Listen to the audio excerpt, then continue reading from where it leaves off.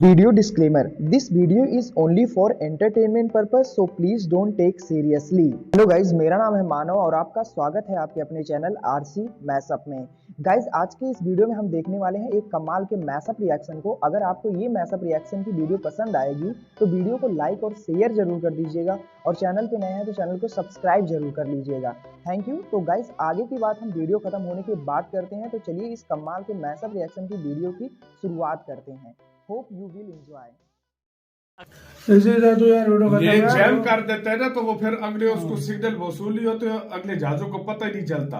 भाई Bharat next level technology, ये सब कुछ जैम करके रख देता है। बड़ी कमाल की टेक्नोलॉजी है वैसे यार। मतलब भारत और मजे की चीज, और चाइना और पाकिस्तान दोनों के बॉर्डर में लगा, दोनों बॉर्डर पे ये लगा दिया। मतलब एक और जो है ना, क्या कहते हैं, खतरनाक किस्म का वेपन ही कह लो इसको। सही बात है, वेपन ही कह लो। दूसरी तरफ रूस ने जो ऑफर दिया, मैं कहता हूँ कोई माई का लाल नहीं दे सकता यार। वैसे मैं आपको एक दिली बात बताऊं, वो तो इंडियन गवर्नमेंट और आप लोग सबसे ज्यादा समझते हो। हम तो वैसे बात कर सकते हैं कि क्या यार, SU-57 से बेस्ट डील कोई नहीं। मैं कहता हूँ 3-4 स्क्वाड्रन ले ही लेने चाहिए। उसकी वजह मैं बताता हूँ। मिल रहे हैं। देखो, जो प्रोडक्शन में फौरन देगा रशिया, मुश्किल टाइम आए कोई भी आए फौरन देगा। फिफ्थ जनरेशन फाइटर प्रोजेक्ट में मदद करना।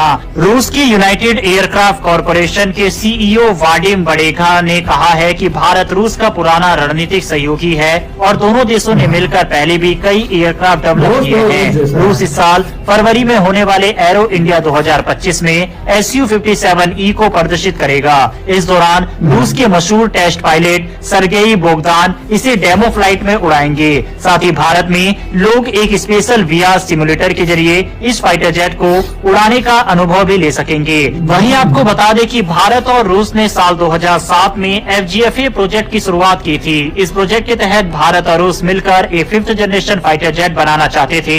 ये फाइटर जेट SU-57 का ही ट्रेन सीट वेरिएंट होता, जिसमें भारत के हिसाब से कुछ खास बदलाव किए जाते, लेकिन 2018 में भारत ने इस प्रोजेक्ट को रोक दिया। इसके पीछे कुछ कारण थे। विमान का सुपर क्रूज स्पीड कम थी, स्टेल्थ टेक्नोलॉजी उतनी प्रभावी नहीं थी, टेक्नोलॉजी ट्रांसफर और लागत को लेकर मतभेद थे। हालांकि रूस ने अब इन सभी समस्याओं को दूर करने का दावा किया है। रूस का कहना है कि SU-57 अब पहले से ज्यादा एडवांस हो चुका है। इसमें AL-51 स्टेज 2 इंजन लगाया गया है, जिससे ये मैक 1.6 की सुपर क्रूज स्पीड हासिल कर सकता है। नए चेवरोन नोजल के कारण इसका रडार और इंफ्रारेड सिग्नेचर कम हो गया है, जिससे ये और भी स्टेल्थी बन गया है। रूस ने इस जेट की ट्विन सीट वेरिएंट भी तैयार करना शुरू कर दिया है, जिससे भारत को FGFA प्रोजेक्ट फिर से शुरू करने का फायदा मिल सकता है। भारत के लिए स्टेल्थ फाइटर जेट बहुत जरूरी हो सकता है, क्योंकि चीन और पाकिस्तान तेजी से अपनी स्टेल्थ फाइटर बेड़े को बढ़ा रहे हैं। चीन के पास J-20 स्टेल्थ फाइटर है और वह 2030 तक 300 से ज्यादा ऐसे फाइटर तैयार कर सकता है। पाकिस्तान चीन से J-31 फाइटर जेट खरीदने की योजना बना रहा है और तुर्की और पाकिस्तान कान स्टेल्थ फाइटर जेट को मिलकर प्रोड्यूस करने की प्लानिंग भी कर रहे हैं। अगर भारत के पास समय पर स्टेल्थ फाइटर जेट नहीं आया तो ये IAF के लिए एक बड़ा खतरा बन सकता है। हाल ही में प्रधानमंत्री नरेंद्र मोदी के रूस दौरे से पहले खबर आई थी कि भारत और रूस के बीच फिफ्थ जनरेशन फाइटर जेट पर चर्चा फिर से शुरू हो सकती है। एक और बड़ी बात यह है कि भारत ने अब तक अमेरिका के F-35 फाइटर जेट में कोई दिलचस्पी नहीं दिखाई, जबकि अमेरिका इसे कई देशों को ऑफर कर रहा है। ऐसे में सवाल उठता है कि क्या भारत SU-57E को खरीदेगा या FGFA प्रोजेक्ट फिर से शुरू करेगा। बहरहाल जो भी हो, इस बार के बजट में भारत ने वायुसेना के लिए फाइटर जेट और इंजन खरीदने के लिए 48,000 करोड़ का बजट दिया है। तो ऐसे में भारत इस साल फाइटर जेट की डील तो अवश्य करेगा ही, लेकिन ये देखना इंटरेस्टिंग होगा कि भारत रूस के साथ जाता है या फिर अमेरिका से भारत अपनी शर्तों पर फाइटर जेट लेने के लिए तैयार हो जाता है। वही इंटरेस्टिंग चीज ये है कि रूस के राष्ट्रपति पुतिन जल्द ही भारत के दौरे पर आने वाले हैं और अमेरिका के राष्ट्रपति ट्रंप से मिलने के लिए मोदी अगले हफ्ते अमेरिका जाने वाले हैं। ऐसे में इन मुलाकातों में ये क्लियर हो जाएगा कि भारत किस फाइटर जेट को लेगा। साथ ही दोनों देशों के 5th जनरेशन फाइटर जेट इस समय भारत के अंदर होने वाले एरो इंडिया शो के लिए भी आ रहे हैं। जो भी हो, भारत को इस समय 5th जनरेशन फाइटर जेट अपनी वायुसेना में जरूर चाहिए और जिस तरह का ऑफर रूस भारत को दे रहा है वह काफी इंटरेस्टिंग है। ऐसे में क्या भारत को रूस के साथ जाना चाहिए या फिर नहीं, इस पर अपनी राय कमेंट बॉक्स में लिखकर बताइएगा। बढ़ते हैं हमारी अगली खबर की तरफ। भारतीय वायुसेना ने पाकिस्तान और चीन की सीमाओं पर अपने धाराशक्ति इलेक्ट्रॉनिक वारफेयर सिस्टम को तैनात करने का फैसला किया। ये भारत का सबसे आधुनिक जैमिंग सिस्टम है जो दुश्मन के अवैक्स fighter jet radar, synthetic aperture radar, communication और नेविगेशन सिस्टम को जाम कर सकता है।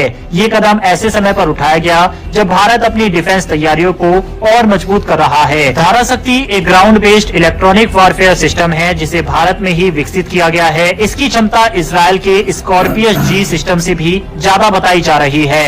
ये दुश्मन के airborne early warning and control system, fighter jet radar और इनक्रिप्टेड कम्युनिकेशन को जाम कर सकता है। मतलब अगर कोई दुश्मन देश भारत के खिलाफ हवाई ऑपरेशन करना चाहे तो धाराशक्ति उनके कम्युनिकेशन और नेविगेशन को ठप कर सकता है। भारत ने ये सिस्टम ऐसे समय पर तैनात करने का फैसला किया है जब चीन और पाकिस्तान की गतिविधियां लगातार बढ़ रही है। चीन अपनी एयरफोर्स और इलेक्ट्रॉनिक वारफेयर क्षमता लगातार बढ़ा रहा है। पाकिस्तान लगातार अपने फाइटर जेट्स और मिसाइल सिस्टम अपग्रेड कर रहा है। धाराशक्ति की तैनाती से भारतीय वायुसेना को बड़ा एडवांटेज मिलेगा। ये दुश्मन की रेडियो फ्रिक्वेंसी और कम्युनिकेशन सिस्टम को जाम करके उनकी रणनीतियों को फेल कर सकता है। इस सिस्टम की सबसे बड़ी खासियत यह है कि ये पूरी तरह भारत में बना है, यानी भारत अब इलेक्ट्रॉनिक वॉरफेयर टेक्नोलॉजी ये जैम कर देते हैं ना तो वो फिर अगले उसको सिग्नल वसूली होते हैं, अगले जहाजों को पता ही नहीं चलता। भाई भारत नेक्स्ट लेवल ये सब कुछ जैम करके रख देता है। बड़ी कमाल की टेक्नोलॉजी है वैसे यार। भारत और मजे की चीज और चाइना और पाकिस्तान दोनों के बॉर्डर में लगा दोनों और बॉर्डर पे ये लगा है। मतलब एक और जो है ना क्या कहते हैं खतरनाक किस्म का वेपन ही कह लो इसको। सही बात है। दूसरी तरफ रूस ने जो ऑफर दिया, मैं कहता हूँ कोई माइकल हाल नहीं दे सकता। यार वैसे मैं आपको एक दिली बात बताऊं, वो तो इंडियन गवर्नमेंट और आप लोग सबसे ज्यादा समझते हो। हम तो वैसे बात कर सकते हैं क्या यार, SU-57 से बेस्ट डील कोई। मैं कहता हूँ 3-4 स्क्वाड्रन ले ही लेना चाहिए। उसकी वजह मैं बताता हूँ। मिल रहे हैं। देखो जो प्रोडक्शन में फौरन देगा रशिया, मुश्किल टाइम आए कोई भी आए फौरन देगा। दूसरे नंबर पे कोई शर्तें नहीं। तीसरे नंबर पे इंडिया में तैयार होंगे। चौथे नंबर पे राफेल से भी आधी कीमत। राफेल से 5वें नंबर स्टेल्थ टेक्नोलॉजी। 6ठे नंबर पे ओवरहॉलिंग वगैरह करते हैं या जो कुछ करते हैं खर्चा कम। F-35 टेक्नोलॉजी मिलेगी। F-35 महंगा। F-35 शर्तें। और भाई F-35 को छोड़ो, इधर राफेल इससे महंगा है भाई। F-35 मेंटेनेंस का उसका भी बहुत खर्चा। लेकिन बस एक पंगा है, बस सैंक्शंस का, जो भारत डरता नहीं है अभी तक, हर चीज ले ली है तो भाई नहीं यार, भारत सैंक्शन से नहीं डरता। मैं एक बात बताऊं, वैसे आप लोगों की नजर में F-35, हालांकि F-35 बहुत कमाल का वो तो बेस्ट है ना। इसमें कोई डाउट आपको नहीं। अमेरिका अगर वो शर्तों के बगैर देता है तो वो आप क्या समझते हैं, F-35 लेना चाहिए या SU-57 लेना चाहिए? कमेंट सेक्शन में अगर लेना चाहिए ना, अगर अमेरिका शर्तें न दे तो फिर F-35 लेना चाहिए। शर्तें न लगाए। आपका क्या इसका कहना है? बहुत ज्यादा ख्याल रखना चाहिए। गाइज आपको यह मैसअप रिएक्शन का वीडियो कैसा लगा, अपने थॉट को नीचे वीडियो के कमेंट में जरूर बताइएगा। वीडियो पसंद आई हो तो वीडियो को लाइक जरूर कर दीजिएगा। चैनल पे नए हैं तो चैनल को सब्सक्राइब जरूर कर लीजिएगा। तो थैंक